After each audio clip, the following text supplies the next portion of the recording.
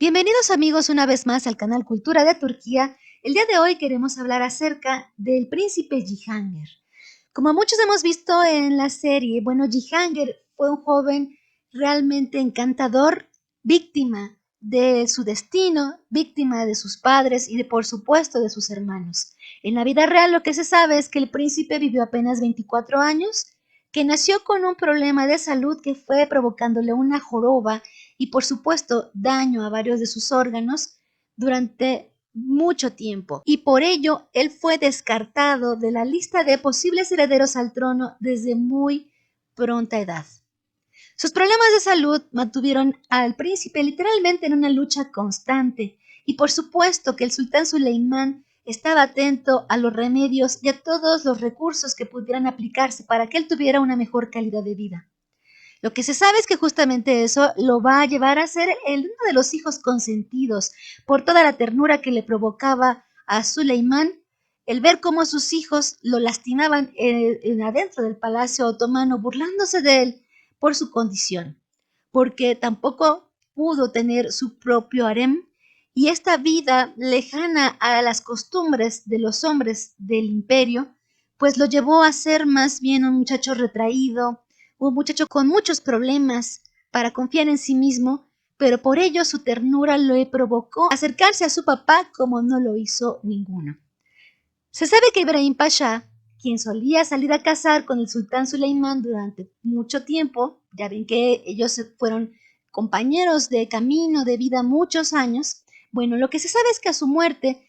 va a ser Cihangir quien tome su lugar, y entonces, debido a que no tenía una vida pues como los demás, es decir, no tenía esposa, no tenía amantes, no tenía nada que lo retuviera en el palacio, pues él se dedicó a acompañar a su padre en todas sus campañas, y también estuvo cerca de él en todas esas largas horas a caballo que el sultán Suleimán recorría justamente para tomar las mejores decisiones. Es por ello que Cihangir en algún momento, pese a que se sentía bastante inferior al resto de sus hermanos, pudo crear un vínculo con su papá que le hizo creer que él podía ayudar a su hermano Mustafa para aminorar un poco todos esos malentendidos que se fueron dando y que provocaron la muerte de su hermano. Se sabe que Cihangir también se dedicó a la creación de poemas, que él también utilizó un elegante seudónimo, y aunque él no tenía esta vida tan apasionada como sus hermanos, pues él realmente fue un joven que estaba deseoso de ver otras cosas. Sin embargo, su realidad va a ser otra. Como se sabe, Cihangir murió en el año de 1553, justo después de la muerte de su hermano mayor, Shehzade Mustafa, mientras estaban en Alepo. Hay una afirmación diferente a lo que se ha dicho por parte de los otomanos, esto es en relación a las fuentes venecianas, que mencionan que lo que ocurre con él es que una versión dice que pudo haber sido asfixiado por orden de su padre,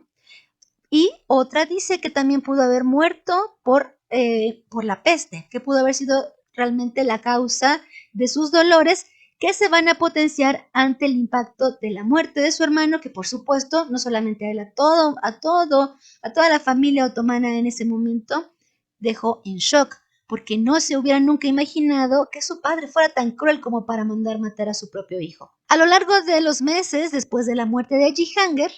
llegó a Venecia una carta donde se hablaba acerca de los hechos que ocurrieron en ese día, pero justamente debido a la traducción, a que era más importante hablar acerca de lo que ocurrió con Mustafa, y a que Cihangir no era alguien importante, no era un enemigo para los venecianos, su muerte quedó más matizada y sobre todo más arreglada a partir de los años, como que la causa fue la muerte de su hermano y que más bien Cihangir murió de tristeza. Pero lo que posiblemente pudo haber ocurrido es que más bien él enfermara, como decíamos, a causa de la peste, y que su sistema inmunológico tuviera ahí un gran impacto ante la muerte y sobre todo ante todos los hechos que se fueron dando alrededor de su papá,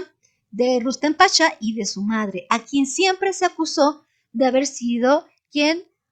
pues estuvo atrás, ¿verdad?, de toda esta intriga alrededor de la muerte de Mustafa. Los venecianos van a sostener que es la peste la causa de su muerte más que el dolor de su hermano, y este tema va a permanecer abierto a discusión durante muchos años, debido a que realmente no hay un estudio científico que pueda dar, pues ahora sí que